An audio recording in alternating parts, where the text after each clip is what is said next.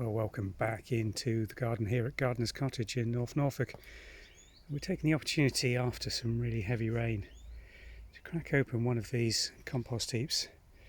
There's two of them here at Gardener's Cottage, and we, as you can see, tend to pile them high and leave them for long periods of time. We'd make compost much quicker if we had more of them and were able to turn, but just look at what's coming out of this one, which has probably been here 4, 5 or 6 years since it was last emptied.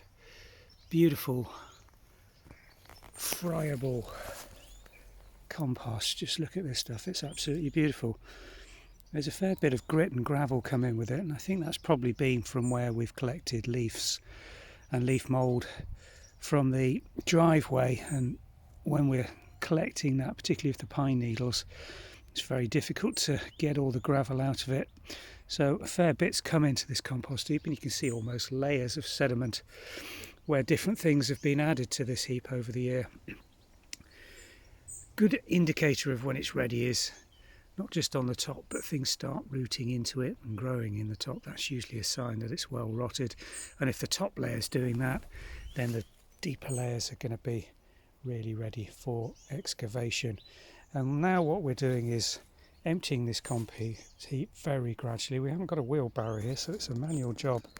Small spade, half a trug full of the compost, and we're going and spreading it over the borders, which here at Gardeners is a very sandy soil, very shallow topsoil and very little nutrient in it.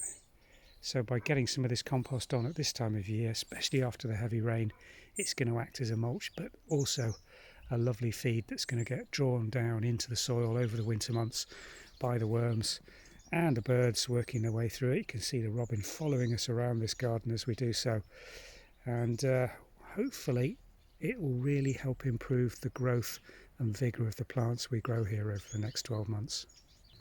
We're layering it on quite thickly. We're aiming for between 2 and 3 inches as a top coating, and the more you've got, basically the more generous you can be. There's no right and wrong amount to put on, and we're hoping that because we've had such a good downpour here, that these borders, which normally and over the summer have been absolutely parched and dry, it will help retain some of that moisture in them, and that's certainly a good possibility at this time of year. We're doing a lot of cutting back as well, and it's a real opportunity to tidy up the borders, removing the ivy that tends to run wild in this garden and cutting that back off the little retaining walls as we're working the top dressing in. You can see this one, a lot of ivy absolutely coating this little flint wall with the concrete tops. Mixed blessing taking that off.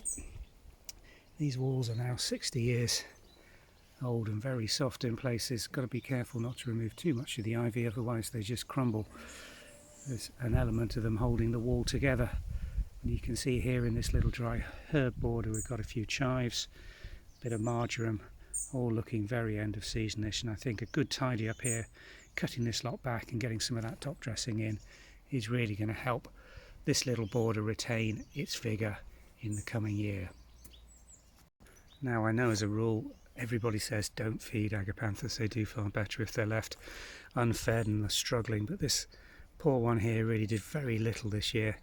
And I'm looking at it and the state of the growth on the top, thinking it's either in too large a pot or it's not getting enough nutrients. It's not in a terracotta pot, this is plastic, and I think they far prefer to be in a more freely draining terracotta, allowing that compost to dry out. The thick roots of these things really are almost rhizomic. They retain an awful lot of moisture and they'll deal with a good deal of drought conditions and dryness.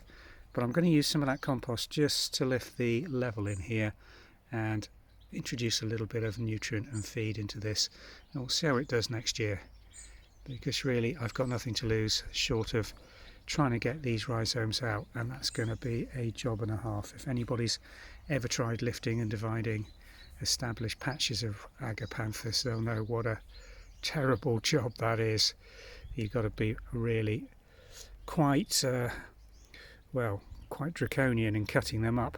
You lose an awful lot of what would otherwise be healthy root. It's a job not for the faint-hearted, so I'm going to try feeding that with a bit of compost to see how we get on. Lovely day here for it. Going to do as many jobs as we can today. Fill a few containers with woody material to go to the composting centre on our way home. Thanks for watching.